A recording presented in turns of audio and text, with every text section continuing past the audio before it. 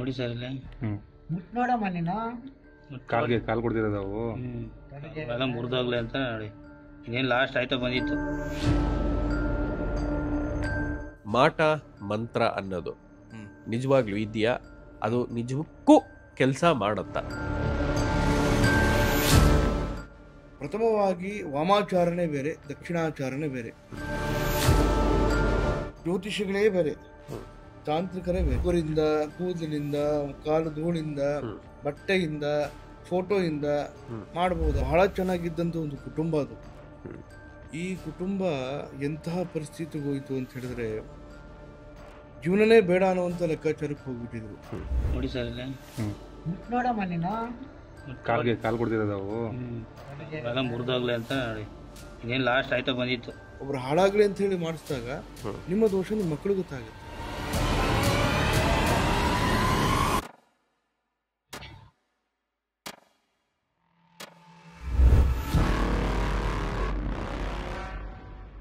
ನಮಸ್ಕಾರ ಎಲ್ಲರಿಗೂ.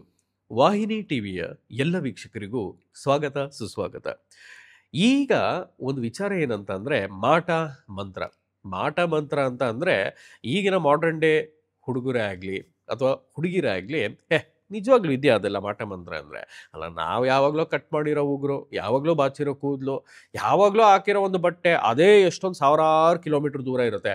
ಅದನ್ನ ಇಟ್ಕೊಂಡು ಏನಾದರೂ ಮಾಡಿದ್ರೆ ನಮಗಿಲ್ಲ ಏನಾದರೂ ಆಗೋ ಚಾನ್ಸ್ ಇದೆಯಾ ಅನ್ನೋ ಒಂದು ಗುಂಪು ಒಂದು ಕಡೆ ಆದರೆ, ಇನ್ನೊಂದು ಗುಂಪು ಅದರ ವಿಚಾರಕ್ಕೆ ಹೋಗೋದೇ ಬೇಡ, ಹೌದು ಅದು ನಿಜ, ಅನುಭವಿಸಿರೋರಿಗೆ ಗೊತ್ತು ಆ ಕಷ್ಟ, ಆ ವಿಚಾರದ ಬಗ್ಗೆ ಮಾತಾಡಲೇಬೇಡಿ ಅನ್ನೋ ಒಂದು ಗುಂಪು ಇನ್ನೊಂದು ಕಡೆ. ಇನ್ನೊಂದು ಗುಂಪು ಬಂದು ಮಧ್ಯ ಇದೆಯಾ ನಿಜವಾಗ್ಲೂ ಅನ್ನೋ ಒಂದು ಕ್ವಶನ್ ಮಾರ್ಕಲ್ಲಿ ಇರ್ತಾರೆ. ಸೊ ಇವತ್ತು ಈ ಒಂದು ವಿಡಿಯೋಲಿ ನಾವು ಮಾಟ ಮಂತ್ರ ಅನ್ನೋದು ನಿಜವಾಗ್ಲೂ ಇದೆಯಾ, ಇದೆ ಅಂತ ಅನ್ನೋದೇ ಆದರೆ ಅದಕ್ಕೇನಾದರೂ ವಿಡಿಯೋ ಕುರುಹುಗಳಿದೆಯಾ, ಏನಾದರೂ ಪ್ರಯೋಗ ಆಗಿದ್ದರೆ ಅದನ್ನು ನೀವೇನಾದರೂ ರಿವರ್ಸ್ ಮಾಡಬೇಕು, ಪರಿಹಾರ ಮಾಡಬೇಕು ಅಂದರೆ ಯಾವ್ಯಾವ ದೇವರನ್ನ ನೀವು ಪೂಜೆ ಮಾಡಬೇಕಾಗತ್ತೆ, ಅಥವಾ ಸರ್ವರೋಗಕ್ಕೂ ಸಾರಾಯಿ ಮದ್ದು ಅಂತ ಯಾವ್ದಾದ್ರು ಒಂದು ದೇವಿ ಅಥವಾ ಒಂದು ದೇವ್ರನ್ನ ನೀವು ಇದು ಮಾಡ್ಬೋದಾ? ಹಾಗೆ ನಮ್ಮಲ್ಲಿ ಸರ್ವೇಸಾಮಾನ್ಯವಾಗಿ ಮಾಟ ಮಂತ್ರ ಅಂದಿದ ತಕ್ಷಣ ಕೊಳ್ಳೆಗಾಲ, ಇಲ್ಲ ಕೇರಳ, ಇಲ್ಲ ಅಂತ ಅಂದರೆ ಕೋಲ್ಕತ್ತಾ ಹಿಂಗಂತೀವಿ. ಯಾಕೆ ಕೆಲವೊಂದು ಕಡೆ ಮಾತ್ರ ಇಷ್ಟೊಂದು ಸೆಂಟ್ರಲೈಸ್ಡ್ ಆಗಿ ಅದಿದೆ? ಇದೆಲ್ಲದ್ರ ಬಗ್ಗೆ ನಾವು ಇವತ್ತು ಮಾತಾಡೋಣ. ಇಷ್ಟೆಲ್ಲ ವಿಚಾರಗಳನ್ನ ನಮಗೆ ತಿಳಿಸ್ಕೊಡೋದಕ್ಕೆ ತಾಂತ್ರಿಕ ಮನೆತನದ ದೈವಜ್ಞ ತಾಂತ್ರಿಕ ಆದಂತಹ ನಮ್ಮ ಗಜೇಂದ್ರ ಜೋಶಿ ಅವರು ನಮ್ಮೊಟ್ಟಿಗಿದ್ದಾರೆ. ಬನ್ನಿ, ಅವ್ರನ್ನ ವೆಲ್ಕಮ್ ಮಾಡೋಣ. ಗುರುಗಳೇ ನಮಸ್ತೆ, ಹೇಗಿದ್ದೀರಾ? ಚೆನ್ನಾಗಿದೆ, ತಾವು? ಚೆನ್ನಾಗಿದ್ದೀನಿ ಗುರುಗಳೇ. ಮಾಟ ಮಂತ್ರ ಅನ್ನೋದು ನಿಜವಾಗ್ಲೂ ಇದೆಯಾ? ಅದು ನಿಜಕ್ಕೂ ಕೆಲಸ ಮಾಡುತ್ತಾ? ಮೊದಲನೇ ಪ್ರಶ್ನೆ. ನೋಡಿ, ಮಾಟ ಮಂತ್ರ ತಂತ್ರ ಈ ವಾಮಾಚಾರ ಅನ್ನುವಂಥ ಕೆಲವೊಂದು ಗೊಂದಲಗಳಿದೆ. ಈ ಕಲಿಯುಗದಲ್ಲಿ ಇರುವಂತಹ ಈ ಯುಗದಲ್ಲಿ ನಾವು ನಡೀತಿರುವಂಥ ಸಮಾಜದಲ್ಲಿ ಕೆಲವೊಂದು ಈಗಿರುವಂಥ ಜನ್ರೇಷನ್ ಯುವ ಜನರಿಗೆ ಕೆಲವೊಂದು ಕನ್ಫ್ಯೂಷನ್ಸ್ ಇದೆ.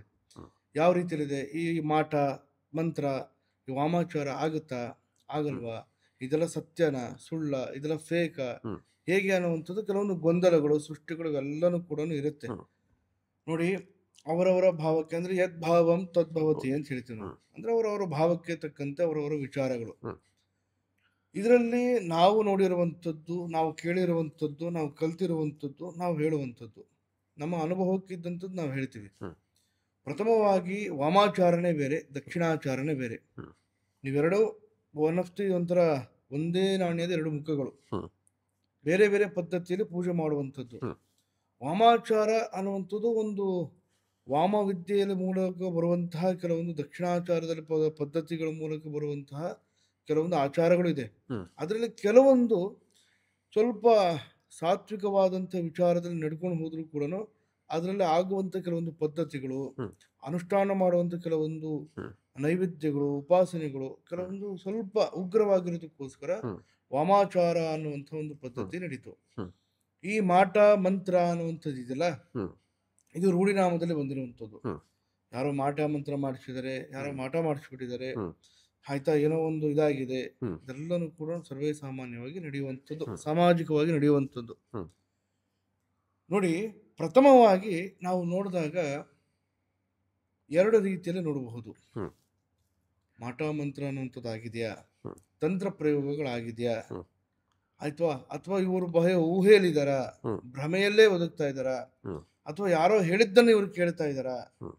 ಅನ್ನುವಂಥದ್ದು ಪ್ರಥಮವಾಗಿ ಪರಿಶೀಲನೆ ಮಾಡಬೇಕು. ಹ್ಮ್. ನೋಡಿ, ಪ್ರಪಂಚದಲ್ಲಿ ನಾವು ಅಂದುಕೊಂಡಿರುವಂಥದ್ದು ಸತ್ಯ ಅಂತ ಹೇಳಿದ್ರೆ ಜ್ಯೋತಿಷಿಗಳು ಎಲ್ಲನೂ ಪರಿಹಾರ ಮಾಡ್ತಾರ ಅಂತೇಳಿ. ಹ್ಮ್. ಜ್ಯೋತಿಷಿಗಳೇ ಬೇರೆ, ಹ್ಮ್. ತಾಂತ್ರಿಕರೇ ಬೇರೆ. ಹ್ಮ್. ಜ್ಯೋತಿಷಿಗಳ ಪ್ರಪಂಚನೇ ಬೇರೆ, ಹ್ಮ್. ತಾಂತ್ರಿಕರ ಪ್ರಪಂಚನೇ ಬೇರೆ. ಹ್ಮ್. ಜ್ಯೋತಿಷಿಗಳಿಗೆ ಕುಂತು ಇದು ಪರಿಹಾರ ಮಾಡಿದ್ರೆ ಯಾರೂ ಮಾಡಲ್ಲ. ಹ್ಮ್. ಜ್ಯೋತಿಷ್ಯದಲ್ಲಿ ಪಂಚಾಂಗದಲ್ಲಿ ಒಂದು ಕುಂಡಲಿಯನ್ನು ನೋಡಿ ಅದಕ್ಕೆ ನಾವು ಹೇಳಬಹುದು, ಜಾತಕ ಹೀಗಿದೆ ಅಂತ ಹೇಳ್ಬೋದು ನಾವು. ಹ್ಮ್. ಅದಕ್ಕೆ ಪ್ರಿಡಿಕ್ಷನ್ಸ್ ಕೊಡೋಕ್ಕಾಗಲ್ಲ, ಹ್ಮ್. ಪರಿಹಾರ ಹೇಳೋಕ್ಕಾಗಲ್ಲ ನಾವು. ಹ್ಮ್. ಜಾತಕದಲ್ಲಿ ಯಾವುದೇ ರೀತಿಯಾದಂಥ ಪರಿಹಾರ ಇಲ್ಲ. ಹ್ಮ್. ನಾವು ಈಗಿದೆ, ಈಗ ಮಾಡಬಹುದು, ಈಗ ಲೆಕ್ಕಾಚಾರ ಇದೆ ಅಂತ ನಾವು ತಿಳಿಸ್ಬಹುದು. ಹ್ಮ್. ಅದನ್ನ ಬಿಟ್ಟು ಬೇರೆ ಲೆಕ್ಕಾಚಾರಕ್ಕೆ ತಗೊಳೋಕ್ಕಾಗಲ್ಲ. ಹ್ಮ್. ಬದಲಾವಣೆ ಆಗಬೇಕಾಗಿರೋದಲ್ಲಿ ತಾಂತ್ರಿಕರು ಹ್ಮ್. ಈ ತಂತ್ರ ವಿದ್ಯೆಯನ್ನ, ತಂತ್ರ ವಿಧಾನನ, ತಂತ್ರ ಉಪಾಸಕರನ್ನ ಯಾರು ಆರಾಧನೆ ಮಾಡ್ತಾರಲ್ಲ ಹ್ಮ್. ಅಂಥವ್ರು ಬದಲಾವಣೆಗಳನ್ನ ಮಾಡುವಂಥ ಸಂದರ್ಭ ಇರುತ್ತೆ. ಹ್ಮ್. ನೋಡಿ, ಮಾಟ ಮಂತ್ರ ಅನ್ನುವಂಥದ್ದು ಈಗಲೂ ಕೂಡ ಇರುವಂಥದ್ದು. ಈ ಸೂರ್ಯ ಚಂದ್ರರು ಎಷ್ಟು ಸತ್ಯನೋ ಹ್ಮ್. ಇರುವಂಥದ್ದು ಅಷ್ಟೇ ಸತ್ಯ, ಹ್ಮ್. ನಡೆಯುವಂಥದ್ದು ಅಷ್ಟೇ ಸತ್ಯ. ಹ್ಮ್. ಆದರೆ ಜ್ಯೋತಿಷ್ಯ ಸುಳ್ಳಾಗಲ್ಲ, ಹ್ಮ್. ಜ್ಯೋತಿಷಿ ಸುಳ್ಳಾಗ್ತಾನೆ. ಹ್ಮ್. ಆಯ್ತಾ?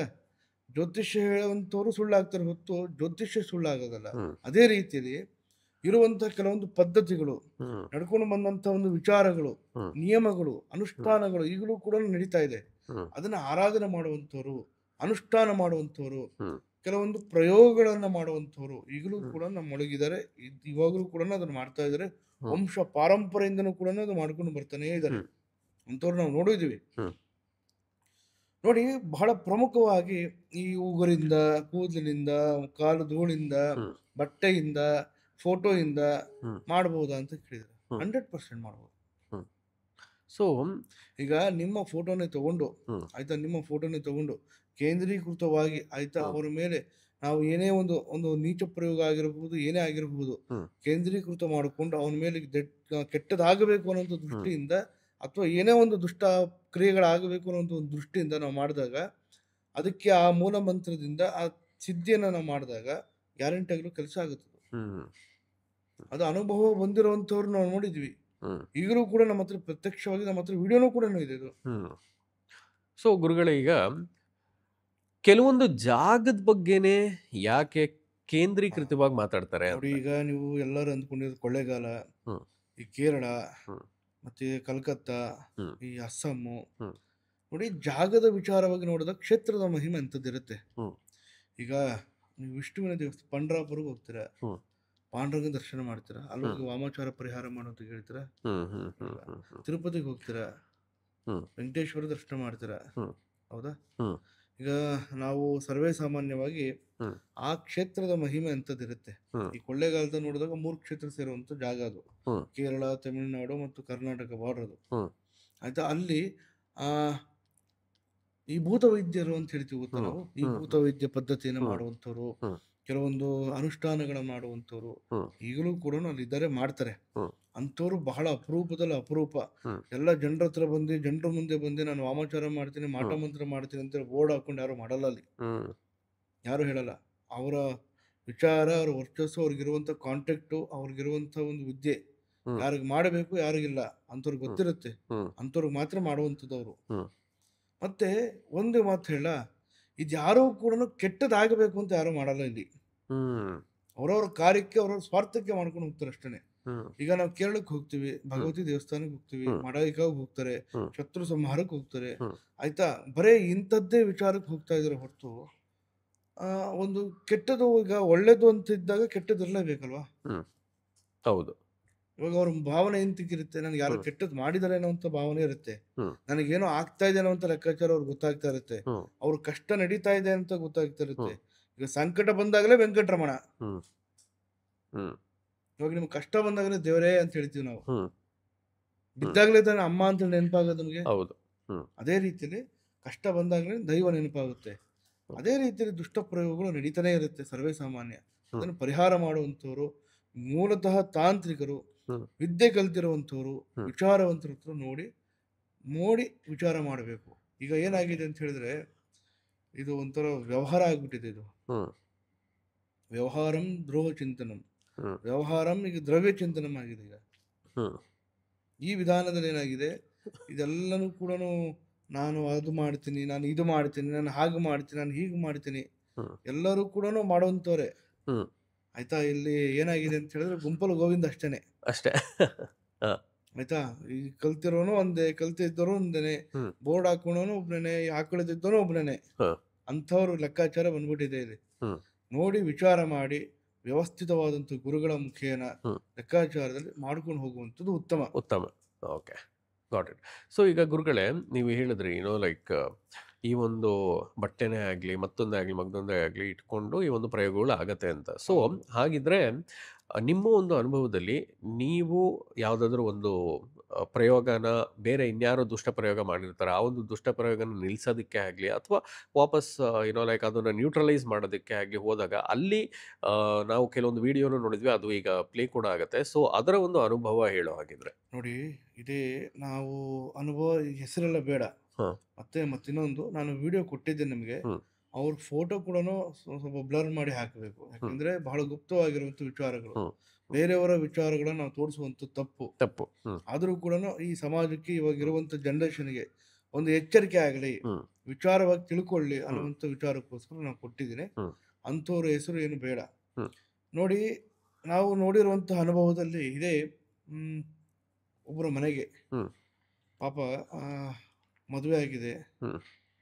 ಆಯ್ತಾ, ಮದುವೆ ಆಗಿ ಪಾಪ ಫಸ್ಟೇ ಮ್ಯಾರೇಜ್ ಆಗಿದೆ. ಹ್ಮ್. ಮದುವೆ ಆಗಿ 2 ದಿನಕ್ಕೆ ಡೈವರ್ಸ್ ಆಗೋಗಿದೆ ಪಾಪ. ಹ್ಮ್. ಅಂದ್ರೆ ಆ ಹುಡುಗಿ ಕಡೆನೇ ತಪ್ಪು. ಹುಡುಗಿ ಯಾವುದೋ ಬೇರೆ ಒಂದು ಹುಡುಗನ ಇಷ್ಟಪಟ್ಟಿದ್ರು, ತಂದೆ ತಾಯಿಯ ಬಲವಂತಕ್ಕೋಸ್ಕರ ಮದುವೆ ಆಗ್ಬಿಟ್ರು. ಹ್ಮ್. ಪಾಪ ಹುಡುಗನ ಜೀವನ ಇವತ್ತು ಲೆಕ್ಕಾಚಾರಕ್ಕೆ ಬಂತು. ಹ್ಮ್. ಸರಿ ಆಯ್ತು ಅಂತ ಹೇಳಿ ಪಾಪ ಅವರು ಕೂಡ ಇನ್ನೊಂದು ಮದುವೆನೂ ಕೂಡ ಆದ್ರು. ಹ್ಮ್. ಇನ್ನೊಂದು ಮದುವೆನೂ ಕೂಡ ಆದ್ರು. ಆಗ 3 ತಿಂಗಳು ತಿರ್ಗಾ ಅವ್ರ ಮನೇಲಿ ಕಿರಿಕಿರಿಗಳು, ತೊಂದರೆಗಳು, ತಾಪತ್ರಗಳೇ ಆಗ್ತಿತ್ತು. ಹ್ಮ್. ಬರೀ ಇದೇ ರೀತಿಯಲ್ಲಿ ಹೋಗ್ತಿತ್ತು. ಪಾಪ ತಂದೆ ತಾಯಿಗೆ ವಯಸ್ಸಾಗಿದೆ. ಹ್ಮ್. ಮನೇಲಿ ಒಬ್ಬನೇ ಮಗ. ಹ್ಮ್. ನೋಡೋದಕ್ಕೆ ಎಲ್ಲಾನು ಇದೆ. ಭಗವಂತ ಏನು ಅನ್ನ ಮಾನ ವಿಭೂಷಣಕ್ಕೇನು ಕೊರತೆ ಮಾಡಿಲ್ಲ. ಹ್ಮ್. ಬಹಳ ಚೆನ್ನಾಗಿದ್ದಂಥ ಒಂದು ಕುಟುಂಬ ಅದು. ಹ್ಮ್. ಈ ಕುಟುಂಬ ಎಂತಹ ಪರಿಸ್ಥಿತಿಗೆ ಹೋಯ್ತು ಅಂತ ಹೇಳಿದ್ರೆ, ಜೀವನನೇ ಬೇಡ ಅನ್ನುವಂಥ ಲೆಕ್ಕಾಚಾರಕ್ಕೆ ಹೋಗ್ಬಿಟ್ಟಿದ್ರು. ಹ್ಮ್. ಏನಪ್ಪ, ಜನರ ಮುಂದೆಲ್ಲ ಬರೀ ಅವಮಾನ ಅಪಮಾನಗಳು, ಕುಗ್ಗಿ ಹೋಗಿದ್ದೀವಿ, ಏನು ಮಾಡಿದ್ರು ಕೂಡ ಇದಾಗ್ತಾ ಇಲ್ಲ, ಈ ಲೆಕ್ಕಾಚಾರಕ್ಕೆ ಬಂದಿದ್ರು. ಆಮೇಲಿಂದ ಪಾಪ ಹೇಗೋ ನಾನು ಕಾಂಟ್ಯಾಕ್ಟ್ ತೊಗೊಂಡು ಬಂದರು. ಹ್ಮ್. ಏನು ಮಾಡೋದು, ಎಲ್ಲ ದೇವಸ್ಥಾನಕ್ಕೆ ಹೋಗಿದ್ದೀವಿ, ಹರಕೆ ಹೊತ್ತಿದ್ದೀವಿ, ಕಂಡ ದೇವರಿಗೂ ಕಲ್ಲಿಗೂ ಕೈ ಮುಗಿದಿದ್ದೀವಿ, ಹ್ಮ್. ಏನೂ ಅನುಕೂಲ ಆಗ್ತಿಲ್ಲ, ಏನೂ ಆಗ್ತಾಯಿಲ್ಲ. ಅಂದರೆ ಇಷ್ಟೆಲ್ಲ ಯಾಕೆ ಹೇಳಿದೆ ಅಂತ ಹೇಳಿದ್ರೆ, ಎಲ್ಲೆಲ್ಲ ಹೋಗಿರ್ತಾರೆ, ಏನೇನೋ ಪೂಜೆ ಪುನಸ್ಕಾರಗಳನ್ನೇನೋ 1018 ಮಾಡಿರ್ತಾರೆ ಅವರು. ಹ್ಮ್. ಆದರೂ ಕೂಡ ಏನು ಒಳ್ಳೇದಾಗ್ತಾ ಇರೋದಿಲ್ಲ ಅವ್ರಿಗೆ. ಹ್ಮ್. ಬರೀ ಕಷ್ಟ, ತೊಂದರೆ, ಸಮಸ್ಯೆ, ಹ್ಮ್. ಬರೀ ಕಿರಿಕಿರಿ, ಹ್ಮ್. ಅವರಿಂದ ಅನ್ಯಾಯ, ಇವರಿಂದ ಅನ್ಯಾಯ, ಬರೀ ಇಂಥದ್ದನ್ನೇ ಅನುಭವಿಸ್ತಾ ಹೋಗ್ತಾ ಇದ್ದಾರೆ ಹೊತ್ತು ಮನೆಯಲ್ಲಿ ಪಾಪ ಎಲ್ಲನೂ ಇರುತ್ತೆ ಅವ್ರಿಗೆ.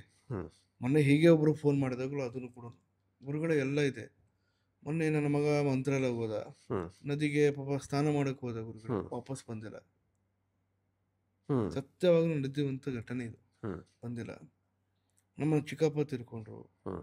ನಮ್ಮ ತಂದೆಯವರು ತಿರ್ಕೊಂಡ್ರು, ನಮ್ಮ ಹ್ಮ್. ತಾಯಿ ತಿರ್ಕೊಂಡ್ರು, ನನ್ನ ಮಗ ತಿರ್ಕೊಂಡ. ಹ್ಮ್.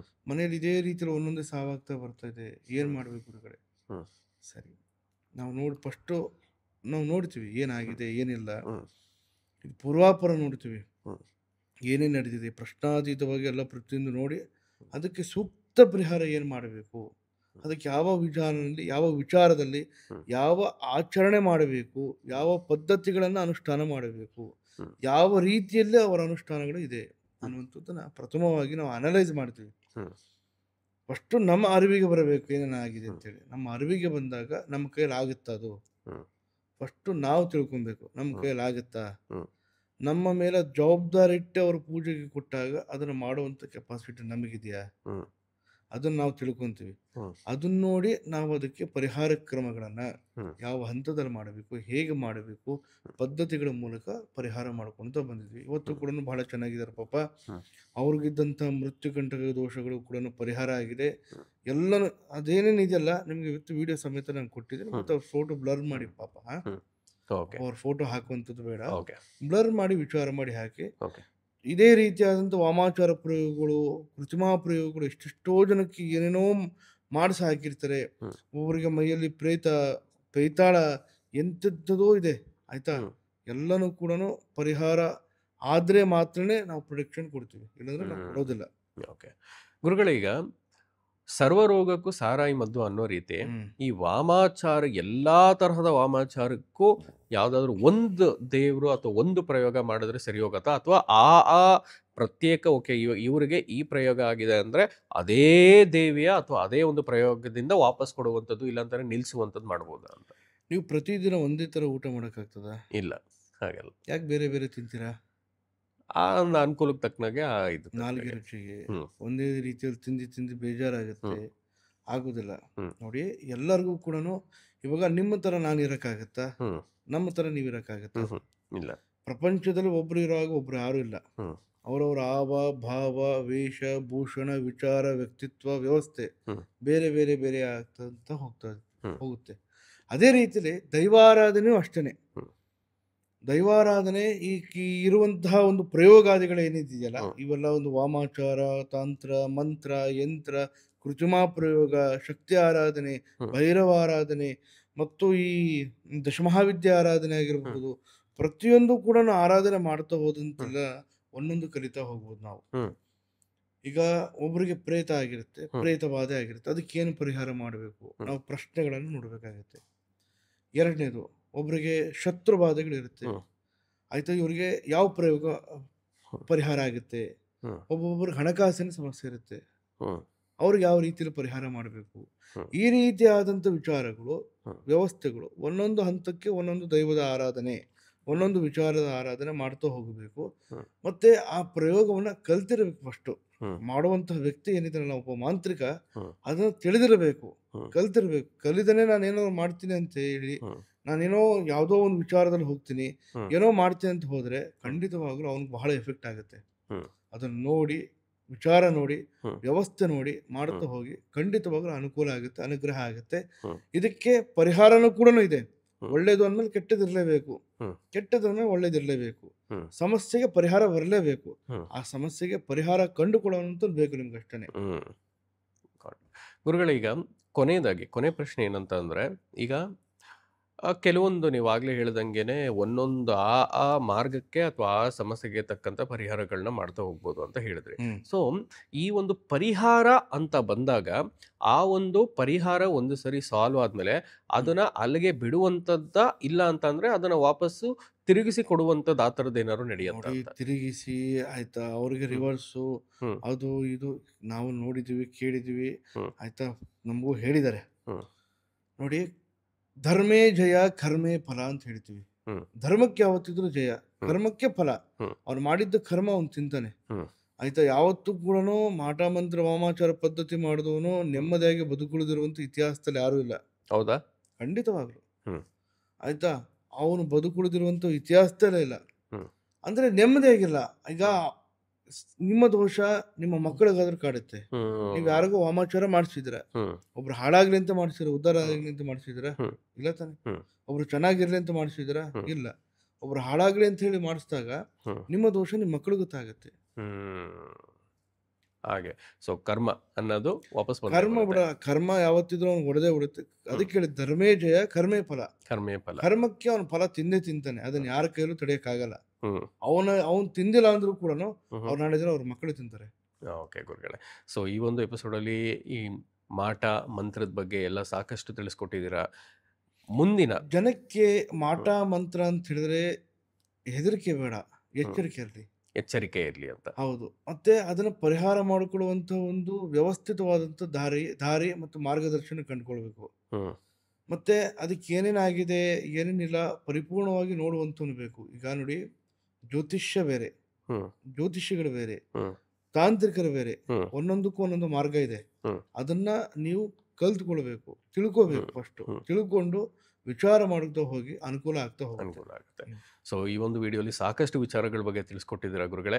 ಮುಂದಿನ ವಿಡಿಯೋಲಿ ಮತ್ತೊಂದು ವಿಶೇಷವಾದಂತಹ ಒಂದು ದೇವಿ ಬಗ್ಗೆ ಮತ್ತೆ ಗುಪ್ತ ನವರಾತ್ರಿ ಬಗ್ಗೆ ಮಾತಾಡೋದಿದೆ. ಸೊ ಮುಂದಿನ ವಿಡಿಯೋಲಿ ಅದ್ರ ಬಗ್ಗೆ ಮಾತಾಡೋಣ. ಧನ್ಯವಾದಗಳು. ನಮಸ್ಕಾರ.